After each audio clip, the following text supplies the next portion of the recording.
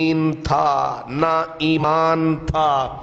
اور یزید کے بیٹے نے باپ کو دفنانے کے بعد جو تقریر کی تھی اس کے لفظ بھی پڑھ دیتا ہوں، کیونکہ باپ کو بیٹے سے زیادہ بہتر کوئی نہیں جانتا۔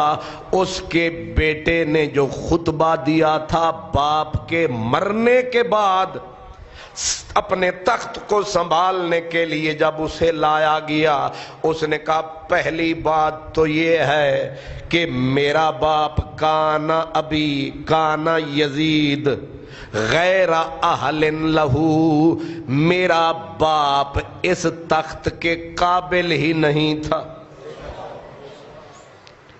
جی یہ کس کا تبصرہ ہے؟ بیٹے کا اپنے باپ کے بارے میں۔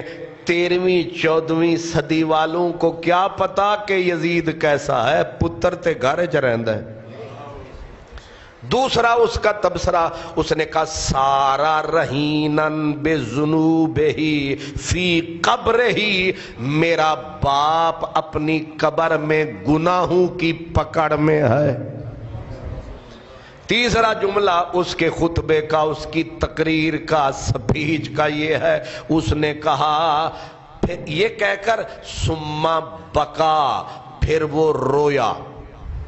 یہ کہہ کر نا میرا باپ اپنی قبر میں گناہوں کی پکڑ میں ہے، پھر رو کے کہا، رویا، پھر کہا اس سے زیادہ، اس سے بھی زیادہ، ان من اعظم الامور، اس سے بھی بڑی بات یہ ہے، علمنا، ہمیں یہ بھی پتا ہے، بئس مسرعہ، ہمارے باپ کا ٹھکانہ بہت برا ہے، یعنی جہنم میں سڑ رہا ہے میرا باپ، مجھے یہ بھی پتا ہے۔ اور اس نے کہا اب میں اس تخت کو کیسے قبول کروں جس تخت پہ بیٹھنے والے میرے باپ یزید نے پہلا جرم یہ کیا، کیا قد قاتل عترۃ رسول اللہ، میرے باپ نے یہ جرم کیا کہ اس نے رسول اللہ کی آل کو ذبح کر ڈالا۔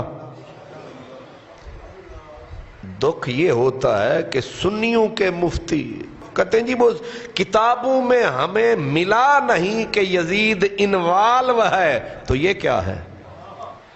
قد قاتل عترۃ رسول اللہ، اس کا بیٹا جس کو 3 بر اعظموں کی حکومت مل رہی ہے، لیکن وہ تھوک رہا ہے تخت پہ یہ کہہ کر کہ میں اس باپ کا نائب نہیں بنوں گا جو قاتل ہے نبی کی اولاد کا۔ اگلا جملہ کہا اباح الخمر، میرا باپ شرابی تھا، اس نے پھر خالی شراب نہیں پیتا تھا، جائز سمجھ کے پیتا تھا۔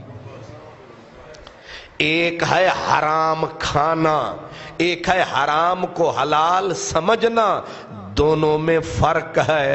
ایک آدمی رشوت کھاتا ہے، یہ نہیں کہتا کہ دین اسلام میں حلال ہے، شراب پیتا ہے، یہ نہیں کہتا شراب حلال ہے، زنا کرتا ہے، یہ نہیں کہتا زنا حلال ہے، ایک پیتا بھی ہے اور حلال بھی کہتا ہے۔ پینے والا جرم کرنے والا گناہگار ہوتا ہے، حلال سمجھنے والا پکا کافر ہوتا ہے۔ سمجھ آئی فرق؟